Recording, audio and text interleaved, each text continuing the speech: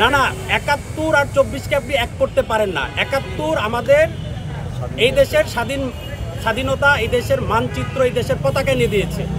আমরা ৯ মাস যুদ্ধ করে আমরা স্বাধীনতা পেয়েছি। ৭১ মহান, ২৪ মহান না সেটা বলছি না, বাট ৭১ আর ২৪কে প্যারালাল করবেন না। ৭১ মতোই মহান, ২৪ মতোই মহান। বর্তমান প্রজন্ম ৭১ দেখে নাই, আমরা ৭১ দেখি নাই, আমরা শুনেছি আমাদের পূর্বপুরুষদের কাছে।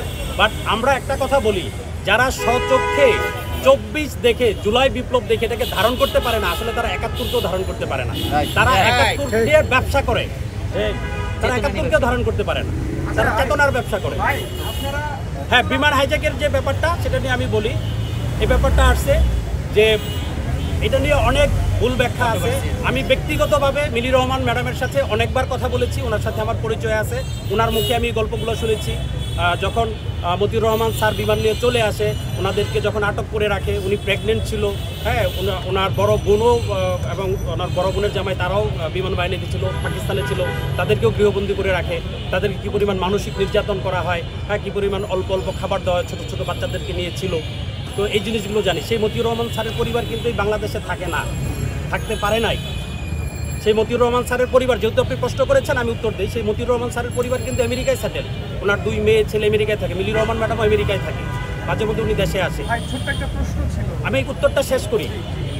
তো বীরশ্রেষ্ঠ মতিউর রহমান সাহেবের কবর পাকিস্তানে হয়েছিল, সেই কবর বাংলাদেশে আনতে আমাদের কত বছর লেগেছে?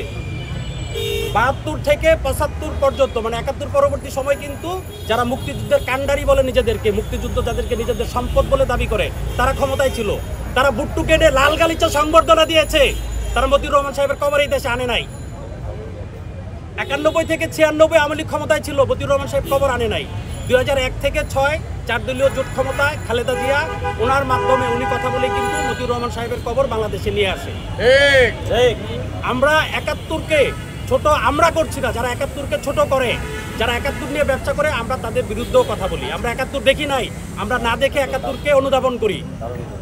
আন্দোলনের সময় যখন রাস্তায় আমরা আন্দোলন করছি, হাসিনা কি করছে? গুলি করছে। তো আমি বন্দুকের সামনে দাঁড়ায় কি চুমা দিব তারে? আমি বন্দুকের সামনে দাঁড়ায় তার সাথে কি ব্যবহার করবো আপনি বলেন? আপনি ইউনিভার্সিটিগুলোতে যান, কি আন্দোলন হচ্ছে, কি বলতেছে? আমরা এখানে আসছি আন্দোলন করে, সে আমাদেরকে কি বলছে? আমাদের রাজাকারের বাচ্চা, সে আমাদের রাজাকারের বাচ্চা বলতেছে। তো আমরা তার কি বলবো? চুম্মা দিব তারে? রাস্তার ভাষা একরকম, অফিসের ভাষা একরকম, বাসার ভাষা একরকম। আন্দোলন করতে নামছি রাস্তায়। সবচেয়ে বড় কথা জেনজির ভাষাই এটা, আমাদের বুঝাইতে পারছি। জেনজির আন্দোলনের ভাষাই এটা, এটা আসলে জেনজি স্টাইল।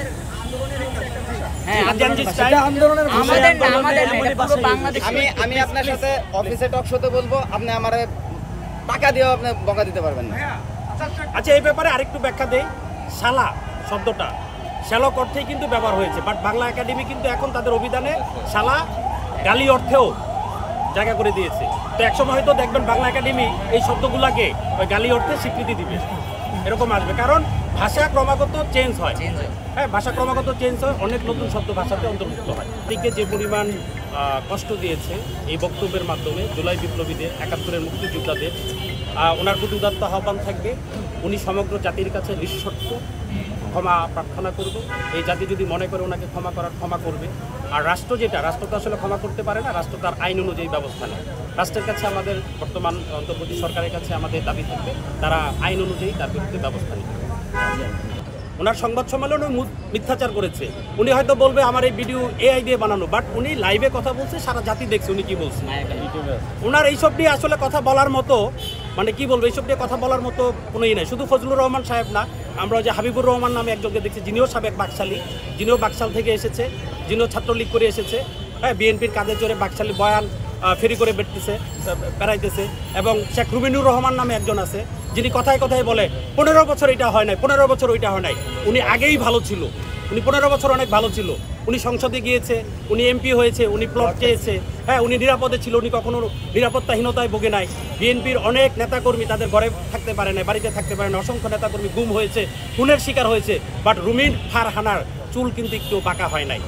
উনি স্ট্রেট চুল করেই গিয়েছে বিভিন্ন টকশুতে এবং কথা বলেছে। রাস্তা ব্লকেট করে কর্মসূচি দিতে পারতাম, জনসমাগম করে কর্মসূচি দিতে পারতাম, কিন্তু আমাদের যে আন্দোলন করা যে ফান্ডামেন্টাল যে এথিক্স আমাদের, সেটা আমাদের বলে যে জনদুর্ভোগ করে আমরা কোনো ধরনের কিছু করব না।